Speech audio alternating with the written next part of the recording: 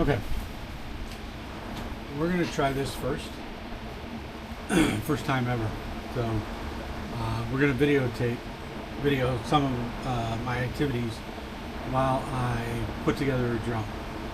So obviously it's a little bit more difficult than most people, as will see later on in the video. I have an amputated left arm. So in order to facilitate my building of drones, I've had to modify some of the techniques just a bit. So they might not be perfect, but here goes everything, right? So right now I'm working on the Speedy Bee 35. I've just started putting the frame together.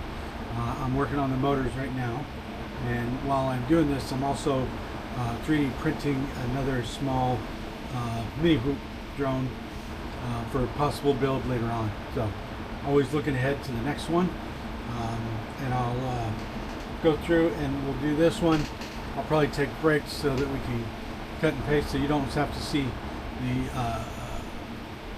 minutia, as it were. So give me just a second.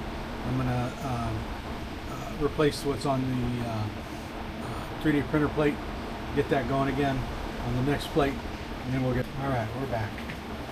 We got the printer started up. It's finishing what it's supposed to do. Yeah. One motor already on there. About ready to put on the second one. We're going to figure out a way to keep it from going anywhere. There's this little foam square that I saved from another build that I had.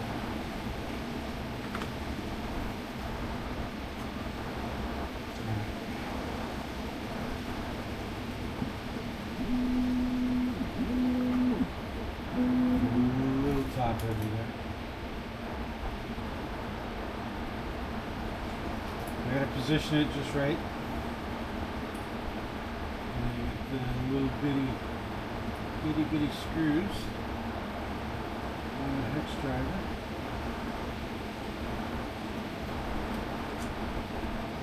In the hole. Line it up.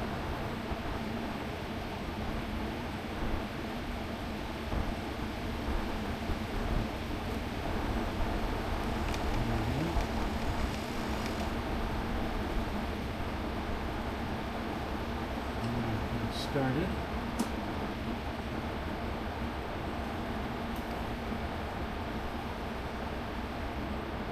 All lined up.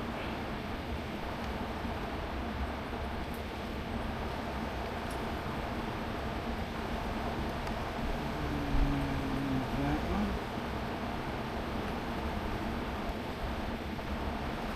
It can be kind of frustrating at times. I wasn't like this all the time. I've only had this condition for the last 2 years. I want to call it a condition. I don't. I'm just modifying how I do things, that's all. So, involved in a motorcycle accident. A lady who wasn't paying attention, probably on her phone, and in the back of my motorcycle as I was making a turn. Hospital. Pretty good unit, really. Alright. So that's 2 motors. And I will cut because I'm just going to repeat process 2 more times. Alright, we are about ready to get started on the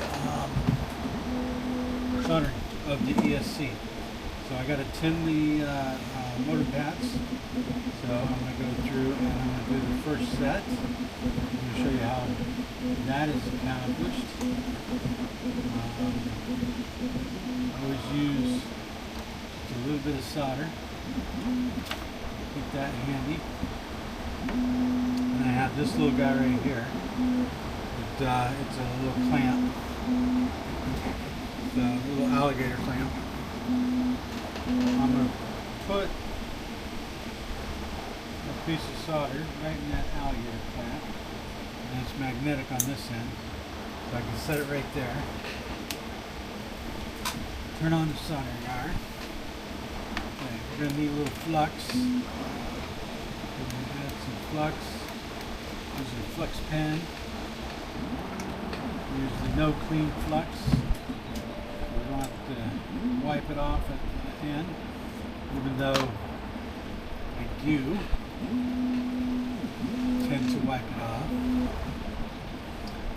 So I usually set my soldering on around 390.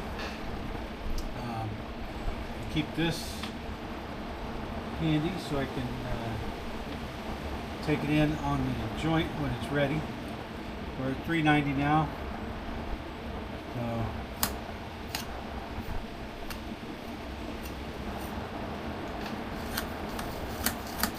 clean that off just a bit. And oxidize it a little bit. And tin my soldering iron.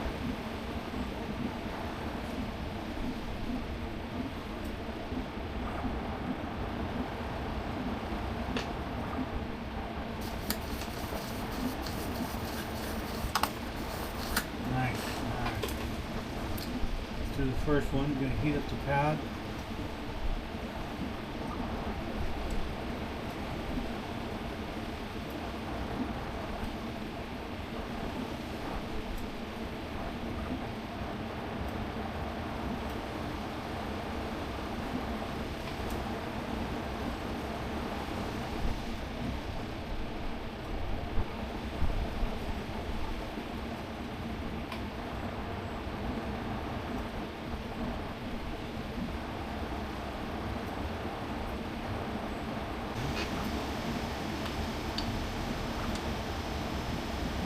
Cool. Alright.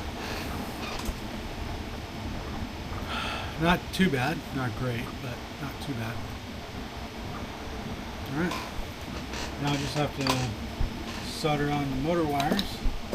It's a whole nother process.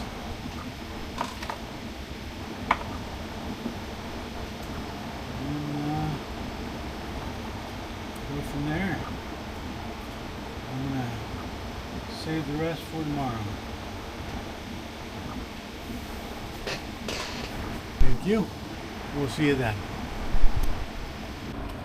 Okay, so here we are, next day, next morning.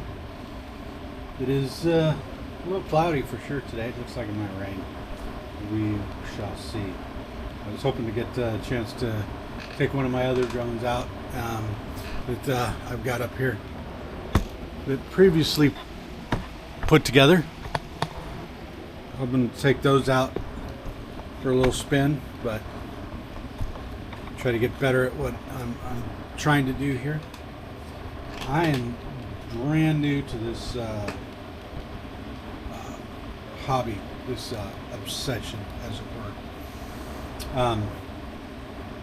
So I'm just trying to figure out how to do things, and I have watched a lot of videos online, and I've watched a lot of people, ones who've been doing this for a bit and trying to take their information and turn it into something usable for me in my situation. I've been practicing with these guys. These are awesome. These little practice boards you can buy for soldering. That was one of the biggest things that I had to overcome was how am I going to solder. So it's not the greatest soldering jobs in the world, but so far that's worked. I ain't gonna lie, I have ruined a couple of flight controllers and ESCs along the way. More than a couple, actually. It gets a little expensive after a bit, but I'm just gonna keep plugging away until I get it done correctly. And I'm getting a lot better at it. So definitely, if you're getting into this and it seems very daunting, just be aware that it gets a little bit better. There's, from where I'm at, I don't see any clubs or anything like that. This is a hobby or an obsession for some people that appears to be fairly limited.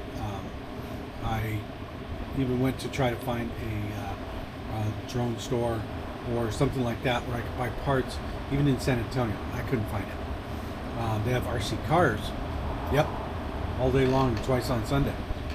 But drones, quadcopters, and such, not so much. So people are left to their own devices, and like me, and so they got to figure it out. So that's where we're at right now. All right, so to cutting wires for the motors. I try to get it as close as possible. I always cut a little long, and I always do that because I can always make them a little bit shorter, but I can never make them a little bit longer. So I always tend to overcompensate. So I have little wires sticking out. I think over time, with confidence and competence, I'll get a little bit better at that. So right now, I pretty much go a little bit further than I need to. So that being said, let's cut these. I always save these guys. A little thing here where I save all my cut wires. You never know when you might need a set of cut wires. A little section of wire. So I always save those. So I always try to make them look as neat as possible.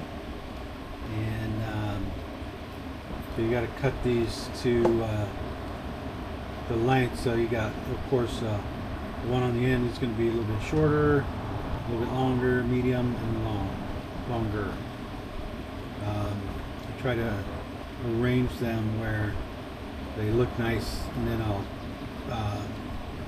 secure them down to the arm with some of that cloth tape. That stuff is pretty good. Alright, so I got this one. I'm just kind of measuring from the ESC, eyeballing it.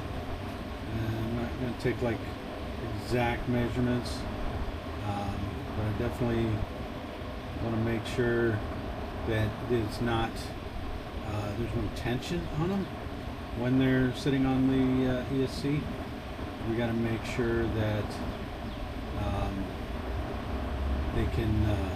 they don't get kinked, and when it crashes, which they will, I will, absolutely will, that it doesn't pull on the wires and break them off the ESC, and then you got to resolder them.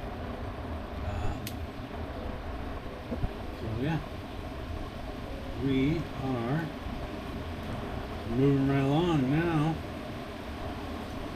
I would say now we're cooking with gas. Alright, a little extra long, like I said.